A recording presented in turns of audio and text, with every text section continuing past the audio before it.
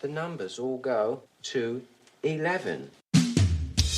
I'm talking about bands that rock. Led Zeppelin. What about Sabbath? AC/DC. Motorhead. Does that mean it's louder? Isn't it any louder? Well, it's one louder, isn't it? We're not worthy! We're not worthy! Why don't you just make 10 louder and make 10 be the top number and make that a little louder? These go to 11. I get up off the ground and raise my head. Days like this, think I should be dead. One for Satan, two for me. Let's cheat the devil, it's fun, don't you agree? Welcome to the Nothing Shocking podcast. I'm your co-host, Bob Zerl. With me in Dead Book Studios is Coach Nez. Visit us at zpnetwork.com, zoixonline.com. We're on Apple Podcasts, Google Podcasts, Spotify, Stitcher, all your podcatchers. We're on Facebook, Twitter, our Facebook, the Nothing Shocking Podcast community fan page, and Quad Cities Rock and Roll Junkies interest group. Our Twitter handle is No Shock Pod. Follow us there. Share the show, rate and review the show, subscribe to the show. We'll read your reviews on the air. If you've left a review and we haven't read it, it's because you're probably from another country and we've missed it. So please let us know on our social media platforms and we'll read it. Our sponsors are Ragged Records, Davenport, Iowa, Rock Island, Illinois. But right now, only the Rock Island location is open due to the damage of the flood of the Mississippi River, and they're repairing the store. We have Legends Guitar Picks out of Milan, Illinois, and RockstarPicks.rocks out of Queens, New York. As always, I want to thank the band Hong Kong Sleepover for letting us use their music on the show. They got a new album out, Butcher and Bolt. You can pick that up wherever you can get albums, online at least. Our guest this week is Bumblefoot, who's Ron Thal. Played with everyone, Guns N' Roses, Sons of Apollo, Asia. He's the lead singer for Asia right now. And he's just a fascinating guy. He gave us a lot of time, and it's a nice long interview. So we're going to keep the intro somewhat short to get to it. Before we get there, upcoming shows to the area. October 8th, Ghost. I'm there. You're there. September 22nd, Godsmack Hailstorm. I'm there for that one. I'm not there. The podcast might be there, though. Yeah. I got some news from them today. November 14th, Slayer, Ministry, Primus, Phil Anselmo. I'm there for that one, and you are too, yeah. right? I'm heading out to Cedar Rapids August 10th to see Marilyn Manson and Rob Zombie. Flying Colors, September 17th. I don't know. In St. Charles. It was September. I think it's September 17th. Are they interested in us to do some remote media from there again? At the moment, no. Darn it. But yeah, a lot of great rock shows coming to the area. Goo Goo Dolls. I don't know what it is. Goo Goo Dolls, Bryan Adams. Yeah. We're getting more. We've had more rock shows coming this quarter. This late summer into fall than we've had in like a year and a half to 2 years. Probably 3 years combined, at least at that level, the arena level. Yeah. So yeah, it's an exciting time in the Quad Cities, in this whole area. But unless there's anything else you want to add, we'll throw it to Bumblefoot because it's kind of a long one. Yeah, let's get to that one right away. Enjoy. Good night.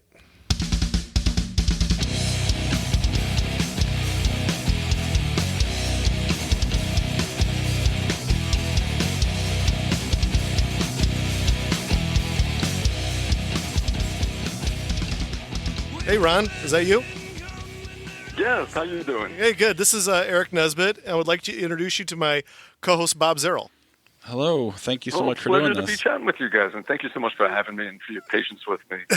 Well, first of all, the audience needs to know here, this were pre-recorded, but how much I have bugged you over the last year, I believe, trying to come on the podcast. You've been so busy, but you've been so nice to reply to all my requests. So, hey, thank you for finally submitting to my request. No, totally good. I'm glad I finally have a chance to think straight and do it. Fantastic. So, I guess first things first is when the last email you sent me, you're now lead singer and guitarist of Asia on this tour right now.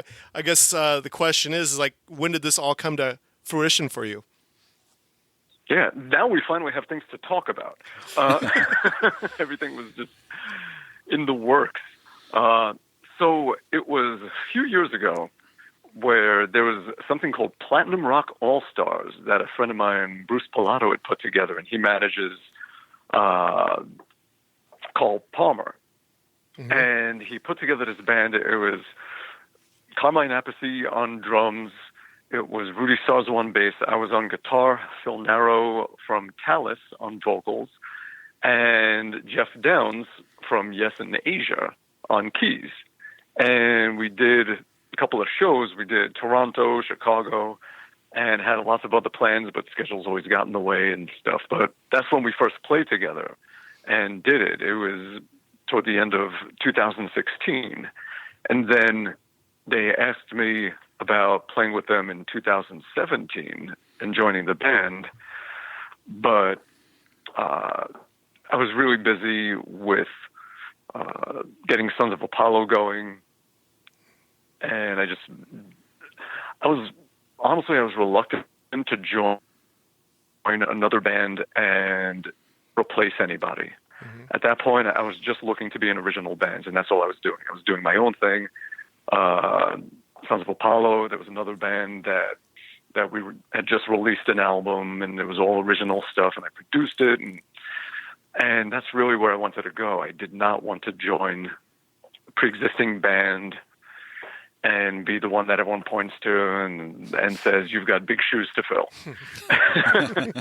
and go through all the hate. So I said, no, let me stick to what I'm doing. And then we did Sons of Apollo touring all year in 2018. And they hit me up again and said, we would love to have you. And I thought about it. I was like, you know what? Why not? Let's do it. So I was the guitar player. Mm-hmm. And they were having another singer. They were having a lead singer. It was going to be 5-piece with a lead singer. And then it turns out that the singer wasn't going to be able to do it. And Jeff and Carl said, well, why don't we just have Ron do it? His voice works. So Bruce asked me and said, would you be up for that? And I was like, you know what? Why not? I always find that anytime if I cross paths with a situation that really came out of left field and is way outside my comfort zone and just something I was not expecting or just not a goal, not something I was looking to do or even thinking about, it must have happened for a reason. And I usually say, let's give it a shot. Absolutely. So I said, all right. And now I'm the guitarist and singer of Asia at this point. So I spent about 2 months of watching videos of John Wetton and watching old and new and really digging in deep and almost like researching a role. I wanted to be authentic to the sound as much as possible that I could. And I unlearned how to sing and had to reteach myself to sing like John Wetton. Is completely different than I sang. I was a high-pitched, old-school metal kind of singer where everything is brassy and bright and outward and just, a lot of loud ahs and ehs and ohs. And John Wetton is a bit deeper and it's more inward and it's e's and oohs, which I could never really do. I couldn't blast out an E sound and make it project and be full and fill a room with it. And that's what I needed to do. John Wetton and Greg Lake both, if you listen to their voices, is a very unique, distinct, similar sound that they had. How do you describe it? It was full and chesty and breathy, yet like nasally and not brassy. And I had to figure out how to sound like that. And also how to figure out how to just train my brain when it comes time to hit a note to say, okay, relax this, tighten this, push here, and do this to make it sound that way. And it was a good month of just being in my studio for 8 hours a day, learning, just going through the songs and playing the guitar parts and the vocals parts and doing both at the same time and getting used to doing things from two different people that kind of anchored in different places and didn't go together, because John Wetton, he played bass and he sang, and those two parts go together. Mm-hmm. They're coming from one person. But then you have Steve Howe, who's doing all these lines in between and on top and hitting in different spaces from where the vocals are and getting comfortable with dividing my brain and be able to do that comfortably. So I would just be walking around the room trying to memorize the stuff, playing the guitar and singing and trying to just get that E sound and not knowing how to do it and straining and pushing and trying this and trying that to just get that, like, you're leaving now kind of sound. And just that E thing, I could not comfortably get it until I realized, I was like, oh, wait a minute. I figured out that I just had to warm up like crazy, and then it's actually a relaxing thing. Like, to hit his high notes in that tone with that sound, you actually have to go for it and then just relax as much as possible. And it just opens up and projects on its own. Especially in a song like Soul Survivor, mm-hmm. You know, when he's hitting these notes, like, I'm going to just pull the phone away so it doesn't kill you. But, like, you know, the end of a verse when he's hitting that high A note, but with like an E sound.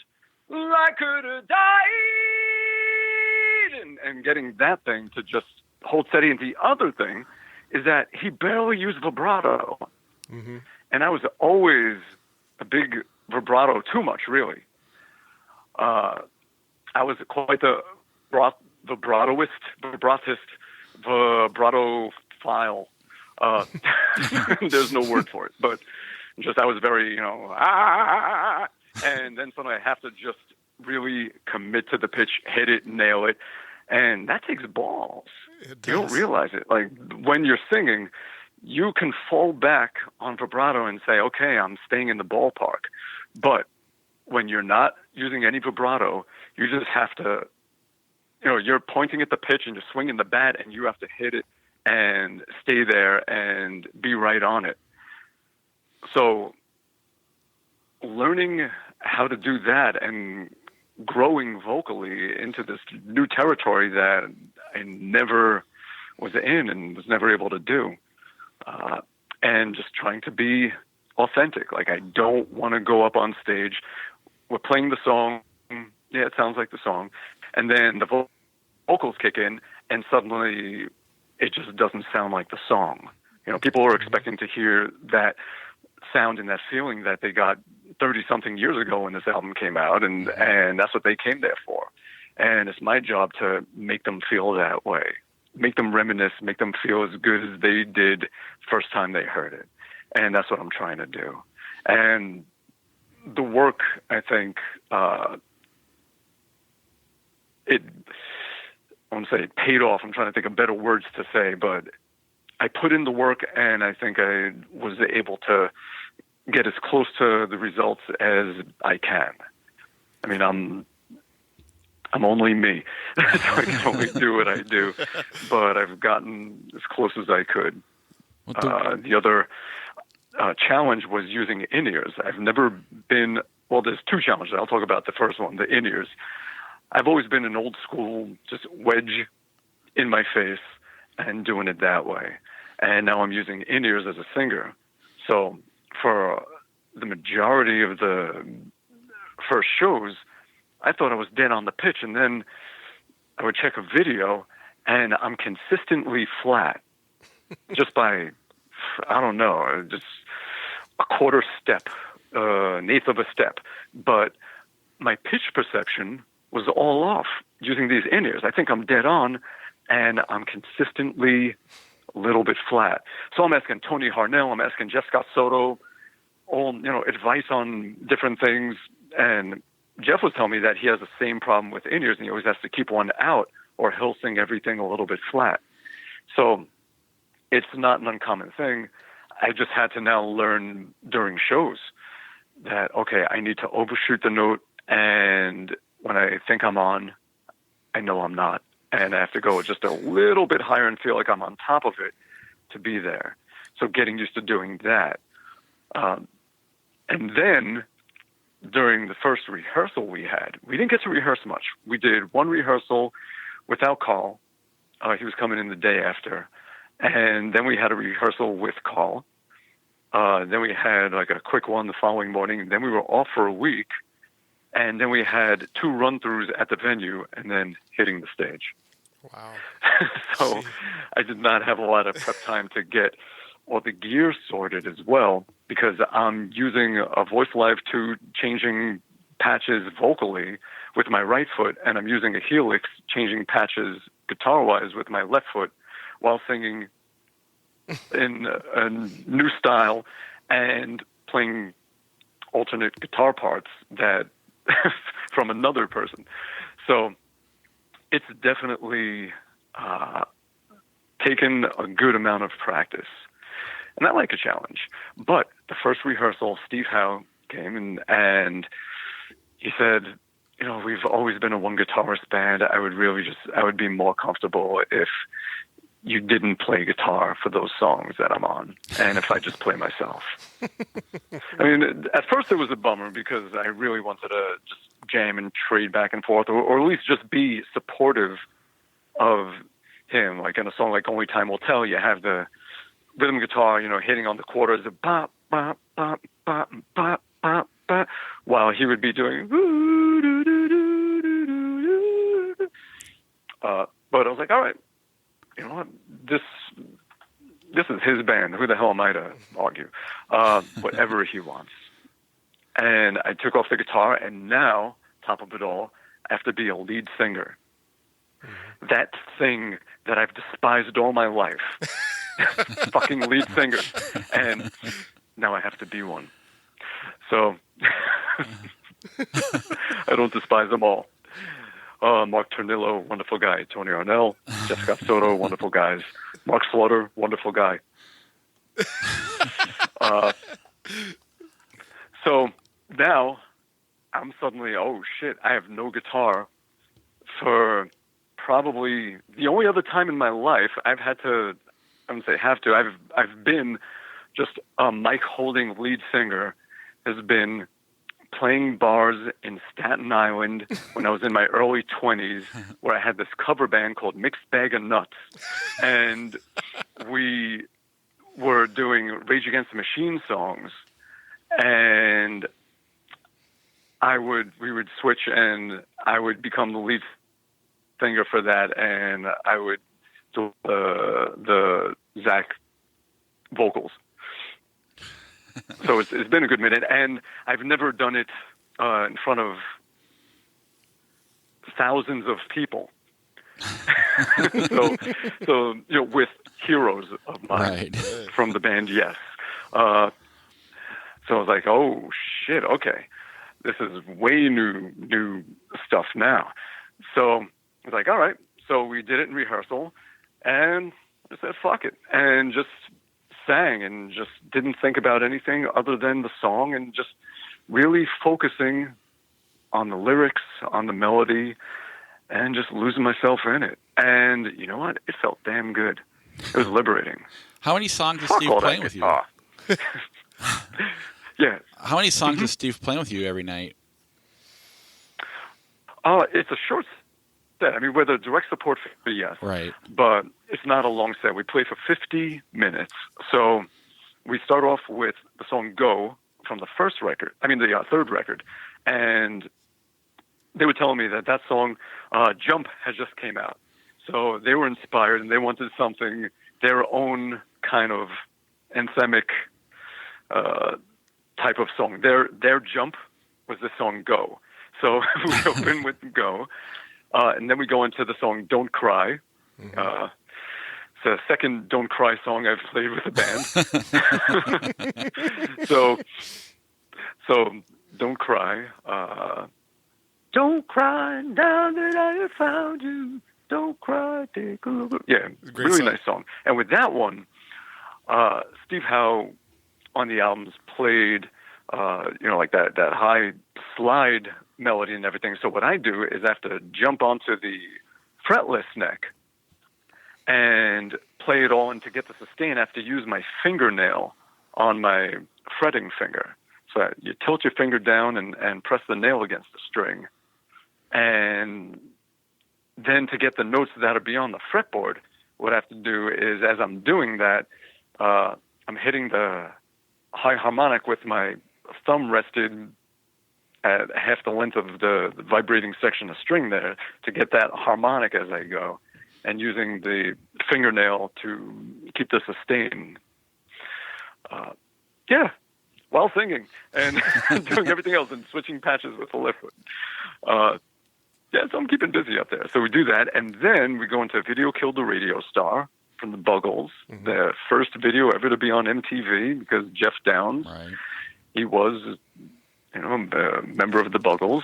So with that one, I'm playing some guitar with one hand while holding a megaphone and singing into the megaphone, through the megaphone, and switching patches with my right foot to put in a harmony for the chorus. Video kill the radio star. Have a lower video kill the radio star, like that. And then at the end, hitting this big reverb for the you are a radio star, that part.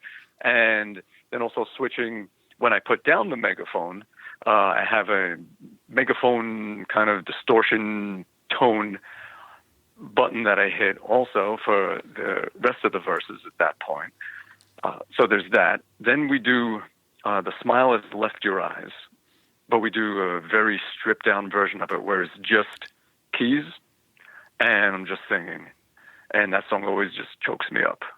I could sing it fine in the dressing room, but then when I get on stage and there's all the people there and there's a video, John, and I'm thinking of the first week of shows, his son Dylan was there, and it just hits me. So I'm usually just like barely squeaking out the last soft lines of it without breaking up. Then we go into Lucky Man from ELP. We do that. From there, there's Jeff Downs takes a keyboard solo, and then I put my guitar down, and Steve Howe comes out, and then we do it, all five of us, and we bang out 4 hits from that first album. We do Wildest Dreams, and then Soul Survivor, then Only Time Will Tell, and Heat of the Moment. That's an awesome set list. It's pretty good. By the end, everyone is standing up and clapping and singing along, and that always makes me feel good. Like if we can get the audience on their feet and smiling and singing, then we did the right thing. Fantastic. Go ahead, Bob. I do have a question, just kind of more as a fan, because when this era of music hit, when the Asia and you had all these prog bands, and the 80s hit, and I don't want to say they went pop, but they all kind of changed their style. As a fan, kind of, what was your opinion at the time when, Yes was doing Honor of the Lonely Heart, and Asia came out, and ELP went a little softer, and Rush did the same thing? As a fan, where were you with that? Were you kind of on board, or did it take a while for you to adapt? Well, let's see. Yes, I first heard them when I was about 7, 8 years old. It was the Going for the One album. And still to this day, it's one of my favorite albums. I think it's 5 of the most beautiful pieces of music ever made on one record. And if you listen with headphones as the keyboards are going from left to right and so many things going on, it feels like a kid going to the circus for the first time and just being in awe of everything going on. It still does it to me. From there, Drama came out, and just killer songs. And you can hear, even in that, you can hear that they were getting away from the relayer close to the edge vibe, right, and heading in something a little, I don't know if you could say digestible, But That's fair. even a song like Tempest Fugit there was something straighter about it, as wild as that one is, or does it really happen, and just great stuff on that record. But it was definitely a big personnel change there, and then going to 90125. That was a big leap, but the production was just undeniable. It was a big step forward in just overall production, not just for them, but for music. Right. In its entirety. For recorded music, that album was a milestone. Mm-hmm. It was the first album that had so much more EQ bandwidth and was just more in your face, but not in a dirty way. Like it was one of the first times that you had that kind of production without sterility. Mm-hmm. And it was just bigger. That was a hell of a record. Yeah. Yeah.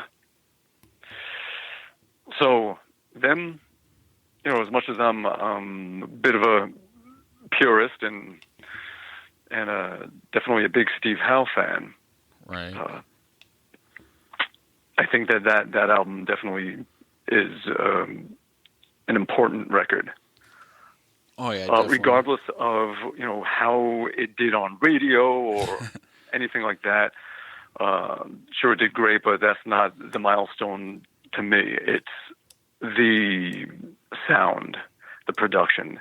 Just it brought everything to a new era. And then you have Rush. It was a similar thing. They had stuff like Farewell to Kings and Hemispheres. And, albums were always in those pairs back then. Right. Everything from the Beatles to Kiss to all the 70s bands, the albums seemed to have, the personalities were in pairs. Van Halen 1 and 2, mm-hmm. Women and Children and Fair Warning, everything like that. Sgt. Pepper Magical Mystery Tour. Mm-hmm. Right. So with Rush, you had Permanent Waves and Moving Pictures, which I just loved. Yeah, absolutely. And them too were starting to head in that you can't say straighter, but just you could say radio friendly, and that's not an insult. The way they did it. I mean, right. Limelight, fantastic. Spirit of Radio, fantastic. When Signals came out, for me personally, I was not at the time such a fan of the keyboards being so prioritized over the guitar and bass. Right. Subdivisions, great, but for me at the time, I felt like it was becoming too new wave in a way, which now looking back on it, I love new wave stuff, and I love the stuff on Signals and Power Windows, but at the time, I was a little bit resistant to change to that synth growth that a lot of the bands were having, including Van Halen. Right. I didn't hate him playing keys in any way, but you just love how these people play guitar, mm-hmm. or bass, and that's what you want to hear. I want to kind of Who they could get away with it, but some of these bands, I just wanted to just hear that non-electro, just guitars, bass, drums, vocals. Right. Can we switch gears with you? So Bob and I, we love Sons of Apollo, and you guys just finished up the world tour at the end of 2018. Is that correct? Mm-hmm. Yeah. In October, I believe October 20th was the last show in Germany.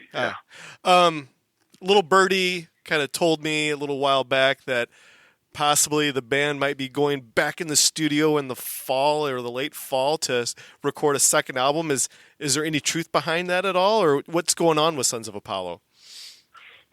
No, we went into the studio in January. And we went over, me, Derek, and Mike just blasted out a ton of music over at Mike's house, just making kind of, I guess you can call them demos, production demos, just working out parts and just making more crazy 15-minute songs and straighter songs and just making songs. And then right after that, Mike went out to the same studio, Ocean Studios, and which sadly I think they're shutting down, but fantastic place out in Burbank. And he cut his drums there, the final drum tracks. And then at home in my own studio, I started doing all the guitar tracks, and Derek did his keyboard tracks, and we would make tweaks, and Jeff started laying his vocals, and he's been working on that now. In fact, I believe I didn't check the final count, but I was just at the movie, watching the movie yesterday, about the, that, Yeah. I don't know if you can really call it a Beatles movie, but, but yeah, great movie. And then when I looked at my phone, there were 43 messages, and I went through them all, and then went to get some dinner, and there were another 24 messages. And then, I went through those, and then I just got back to the house here, and there were another 26 messages. And that is just Mike, Derek, and Jeff going through all Jeff's vocals and talking about ideas and everything. And so we are absolutely knee-deep in the vocal part of the album right now. And then after that, when that's all done, then Billy is just going to do what he does all over that record. Yeah. Insane. So, I mean, the first record, I loved all being in the room and doing it that way. But unfortunately, this year, we couldn't do that. After spending all of last year touring together, we can't neglect all the other things in our lives for another year or big chunks of time. So everyone is touring. They did Winery Dogs. Billy also did Talus, and Mike's doing Flying Colors and more stuff, and everyone is giving attention to all the other things. I'm doing Asia. I'm in the studio trying to make some new guitar music of my own. So this time we're just taking it a little slower. We really don't need to submit the album to the label, I think, until around September, October. And we're shooting for an end of January 2020 release of it. So we actually have a little more time to nurture it, even though we're not all together in a room.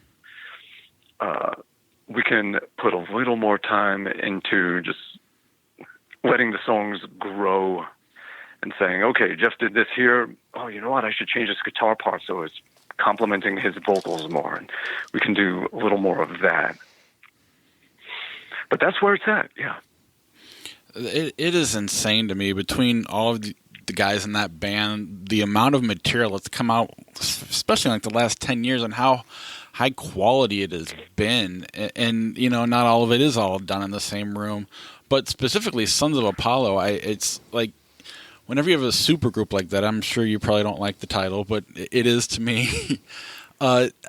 Usually it takes a little time to, as a fan, you have the bands you all came from in your history, and that's what we're a fan of. In the supergroup, you're not as into it as you are the original, the Dream Theaters and whatnot.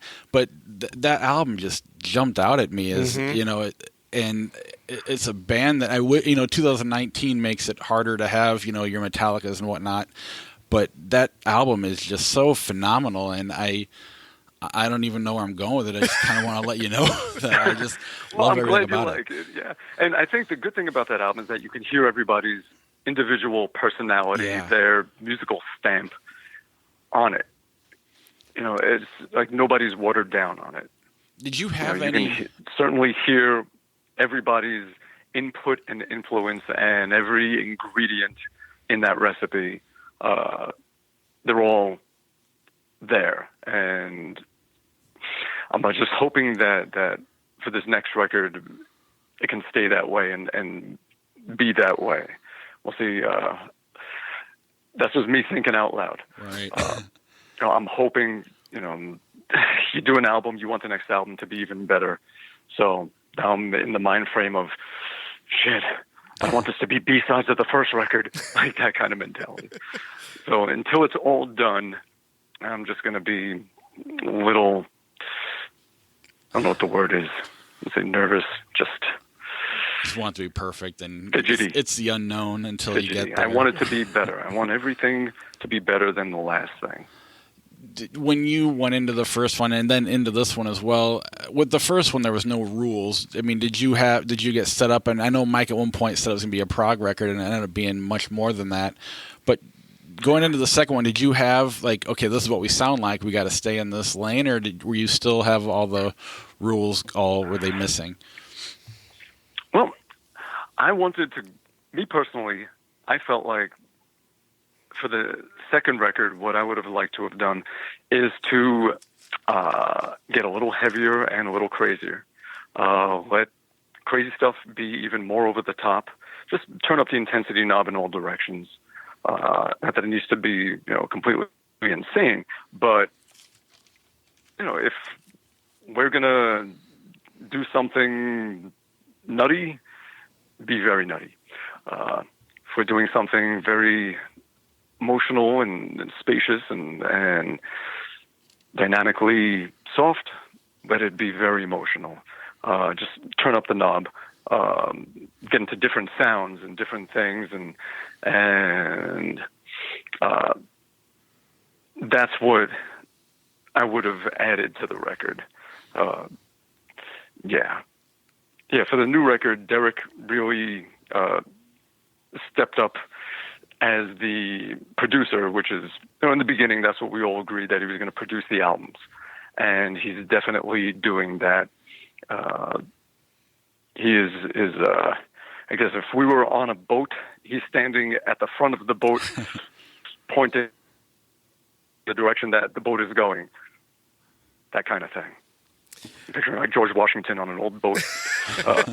He's George Washington.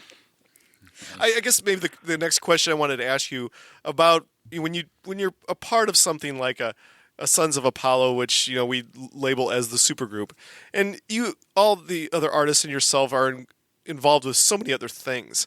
I guess I don't know how to phrase this question the correct way, but how do you know what is with all the endeavors that you're involved with what is the primary?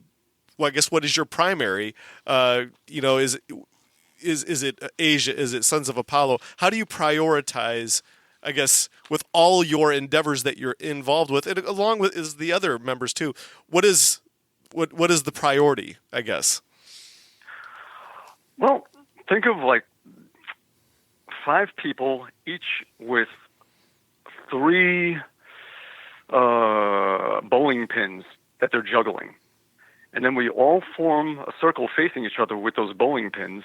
And now you have good 15 to 20 bowling pins. And we're all simultaneously juggling all the pins together, each other's pins, and trying to make that work. So it's when trying to coordinate all our schedules, and it's doable, it happens. One band can't be everything for everyone. And I think everyone needs a creative outlet. And for any band, once everyone is trying to make their band be everything for themselves, that's where creative conflicts start to happen. And you do need an outlet where you can fully express the rest of you. Because in a band of 5 people, I'm supposed to only get 20% of what I want. That's how it works. Mm-hmm. We each get 20%, and that's what makes an even 100% where it works. So what do you do with the other 80% of your musical vision and ideas and things you want to get out? You make your own damn album. That's what it should be. And don't try and force it, because the more you try to make a band yours, the more you're taking it away from everyone else in that band. So you have to be considerate and say, if I'm getting 20% of what I want, if one of my ideas out of 5 gets okayed and everyone is cool with it, then we're good. And that's how it should be. And you have to be okay with that. And if you start pushing for more, keep in mind you're taking away from your other bandmates, and that's not cool. So if you're really getting frustrated, that's when you need to go into the studio and make your own songs and do your own stuff and put that out so that you don't feel stifled or held back or this or that. Just find your own outlet for the other 80%. That's really how it should be. So it's not about doing as many things as possible. I mean, really, I think everybody would love to have just one thing that we all do, and that's enough. But that's not the world we live in. That's not how it is. It's great if a band is blessed and they are able to just have their band and not do anything else. But for a lot of people, that just wasn't in the cards. And also, you just end up doing things where, it might have supposed to have been a one-off, but it got wings and it keeps going, and now you're in two things. Stuff like that happens. Asia, that was not in the cards. That was not in the plan, but here it is. And I'd like to stick with it. They're great guys, and I would love to keep going. Sons of Apollo, originally, when Mike and Derek hit me up, they said, our plan is to do an album and then tour for 3 months. But then once we did it, it's like, oh, this is really working. Let's keep this going. So now that's 2 things right there. Mm-hmm. My own thing that I do, I'm doing clinics, I'm doing storyteller shows, I'm doing full band shows, I'm doing music camps, I'm doing acoustic shows, I'm producing bands, I'm making music for TV commercials and horror movies and whatever else, and video games, and putting out my own music and all of that. That's one big giant thing right there. So I try at this point to say no to as many things as possible because everything I say yes to is just, think of it like percentages. Right now, if I'm 33, if I say yes to something, that's 25, 25, 25, 25. I say yes to something else, that's 20, 20, 20, 20, 20. If I'm doing 10 things, I'm only able to put 10% into each, and that's not enough. That's not right. The best thing you could do is exercise the most wonderful, valuable, important word in the language. No. Say no. Yes. Seriously. And it took me years to figure that out. I was like, I don't want to disappoint people. So I said yes to things to the point that it killed me. Not anymore. I would rather say no and be able to focus on the things I'm doing unless I can truly devote to something else. Otherwise, no. I love the word no. It's my favorite word in the world, and I use it as much as I can. Because by doing that, when you say yes to something, you can truly give yourself to it and do the right thing. And that's how it should be. Well, I appreciate you saying yes to us. I have one last question. I don't know what Eric has. I got one more after yours. In terms of, the 33, 33, 33, is there a balance of, sometimes you need to get away from something to miss it, and then you're that much more, motivated during that 33% of it. Having multiple projects, does that help? You miss, say you get burnt out on Sons of Apollo, then you have to go do an Asia tour. You come back and now you're missing Sons of Apollo. Is that a thing, or am I just kind of making that up? Oh, yeah. No, definitely. Having diversity in what you do, variety in what you do, keeps it fresh. If all you did is one thing all the time, you would absolutely burn out on it. You get sick of it. But when I'm a mic holding front man for a 80s Prague supergroup in front of 7,500 people in an arena, and then I go and I do a clinic for 50 people, and then I go lay a guest solo for someone's album, and then I go and doing all those different things, it's fantastic. And it keeps you, when you do a lot of big shows and then suddenly you have to do a show in a small venue where everyone is face to face, that is scary as hell. There's an easy disconnect that you can make when you're doing a big show, when you're on a giant stage and then there's the photo pit and the barrier and then the sea of people. You don't have to really look everyone in the eye. You can kind of, I wouldn't say dial it in, but you don't have to commit yourself as much as you do when you are just eye to eye with your audience in some little fucking club and you're just smacking hands as you're playing and everyone is right there and you're all in each other's face. That's some real shit. And that's the most real it gets. And I don't care how big someone is and how big their stages are that they play on. They need to do that because that's what keeps you like real. So I love that I have a lot of variety. Even in my own stuff, it's, I play this big festival in Thailand, headlining one of the nights. It's a festival with like 40 to 50,000 people. And right after that, I flew to the UK and did a clinic tour where, it could be 50 to a few hundred people, depending. And it keeps you, also what it teaches you is that your worth, your value is not measured by things external. Mm-hmm. It's not like playing in front of 50,000 people makes you a rock star and playing in front of 50 makes you a failure. That's a load of shit.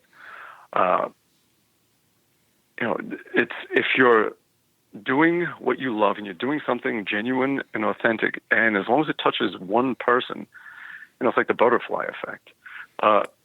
You're doing something valuable. If you're teaching, you're launching so many people in the right direction and making a huge difference. If you're entertaining people, even if it's just a room full of friends,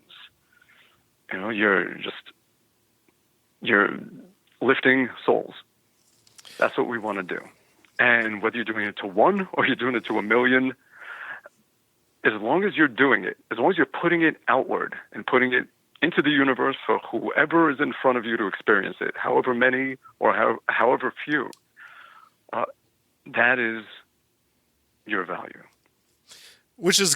And that's what you'll learn from, Which is a great segue to the next question. Actually, I have two more questions. The one is just for the fun of it question, but that kind of segue as a segue to the next question is, last year you did Bumblefoot's music camp in Ireland, correct? That was in 2018. Yes. Is that going to be revisited here in 2019, or is it going to take a year off, or was that just like a one-off type thing? Oh, no, I'm working on it right now. It's looking like September in a different spot, but also still in Ireland. And we're trying to get the pieces together right now. And I think right before it, I'm going to be doing an acoustic show at a festival in Poland. And I'm working on stuff after it, possibly Greece, maybe Sicily. So I'm working on my September, and then I got to get into August, and I have to nail that down. I owe the government some shows in Mexico. I work with U.S. embassies, and we do these concerts, cross-cultural things that include local musicians and visiting schools, and music does what politics can't. So they bring me out to help bring people together. Oh, very cool. All right, so I have... Go ahead. Mm-hmm. We were going to do that in March, and then because of the shutdown, it was safest to just postpone, and so I think we're going to shoot for either early September or end of August, and I'm going to see what else I could tie into that. I got to get out to Dubai There's a battle of the bands, of all the local rock bands, a lot of great ones out there. And the winner, I'm going to fly out and play with them and do some stuff out there as well. Yeah, and then I'm looking into October, November. In November, in Philadelphia, November 8th, 9th, 10th, Carl Palmer is doing a drum camp out in Philly. And I'm going to be there. Derek from Sons of Apollo is going to be joining as well.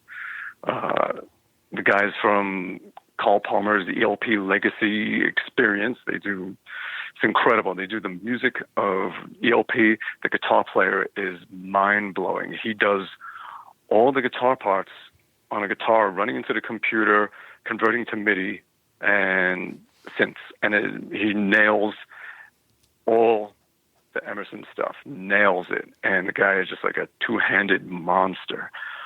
His name is Paul. I'm going to spell his name rather than pronouncing it so everyone could Google him. Bielawicz.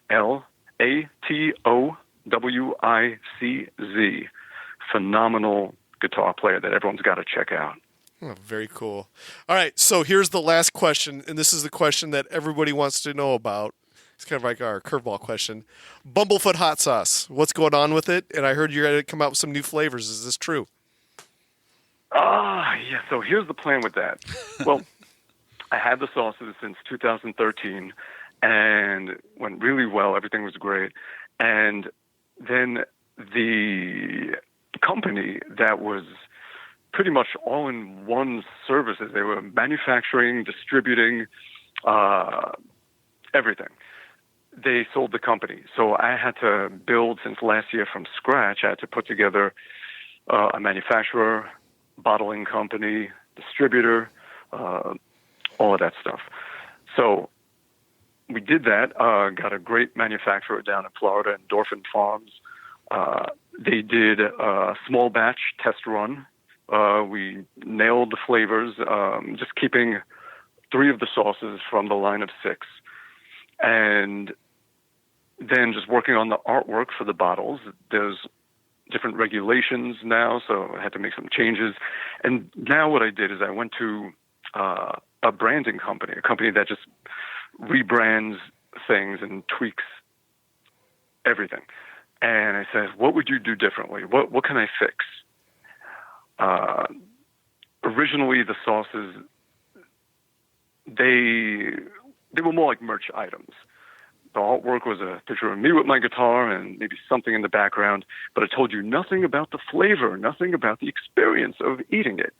It told the person nothing. So redesigned the bottle art to make it something that gives you a good sense of what to expect when you taste the stuff. But I went too far and I took away a lot of the personality. Now I'm erased from it. So it's like taking Newman's Own and taking Newman out of it. So we got to put a little bit of Newman back in and find a nice balance that makes it so that there's a personality to the brand, but you also get a sense of what the sauces are on their own, just by names, by the look of it, by what it says. So they're helping me with that. And once we have that nailed down, right to the manufacturer, we do the large batches, send them to the distributor, and they'll be out in stores and online and everywhere. Fantastic. So it's taking longer than I had hoped, but that's my fault because I took way too long with the artwork. But it will be this year, it'll be done. And I'll be keeping the 3 sauces. I have a mild everyday sauce that should replace your Tabasco, your table sauce.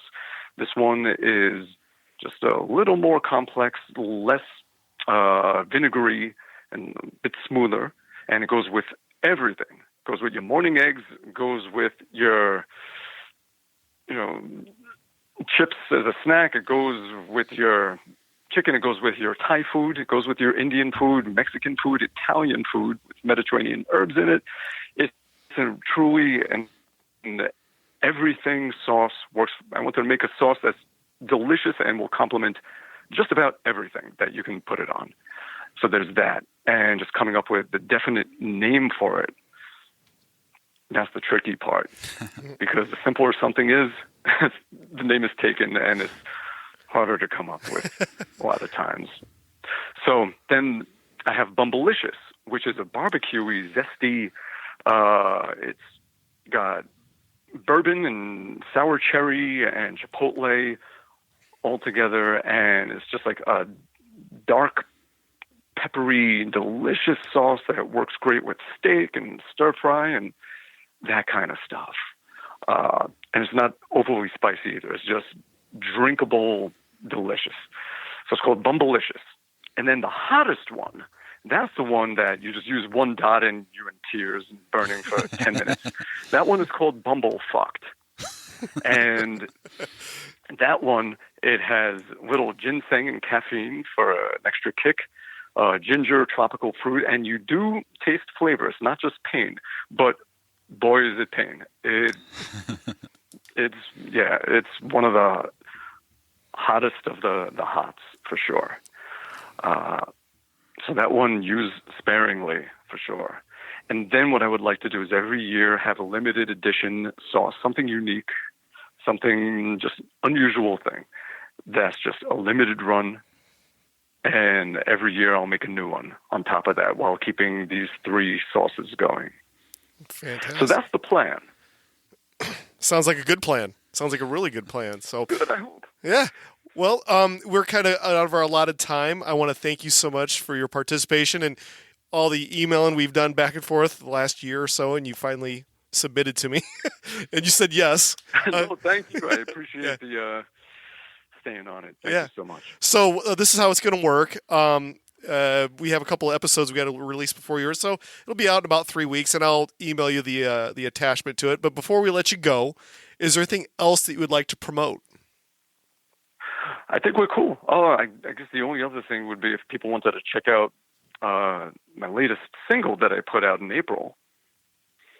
I did put out a single in April on Bandcamp, and it's on Spotify and Apple Music and everything. It's a song called Cintaku, Cintaku.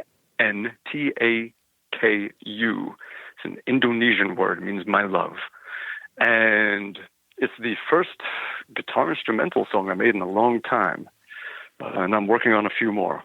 So if people want to check that out, they can go to bumblefoot.bandcamp.com, or they can just look it up on anything else. Awesome. Well, thank you so much, and thank you for saying yes finally. And I'll be in touch with you via email with your episode, and if you could share it on any kind of social media, please do. And I'll be in touch with you about 3 weeks. Great. Thank you so much. I'll definitely be sharing it. Absolutely. Thank you, Ron. Take care. Have a great one. Yeah. Thank you. Bye-bye. Bye-bye. I'll be